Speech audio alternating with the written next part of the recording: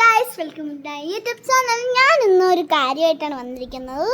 നിങ്ങൾ വീഡിയോയിൽ കണ്ടിട്ടുണ്ടാവും. അതെന്തെന്ന് വെച്ചാൽ ഈ ഐബോൾസ് ആണ്. ഇത് അപ്പോൾ ഈ ഐബോൾസ് ഞാൻ ഇന്നൊരു കടയിൽ ലഞ്ച് കഴിക്കാൻ കയറിയപ്പോൾ എനിക്ക് കിട്ടി ഗൈസ്. അപ്പം ഞാൻ ഇത് വീഡിയോയിൽ കാണുന്നതുകൊണ്ട് തന്നെ ഞാൻ ഇത് വാങ്ങിച്ചു.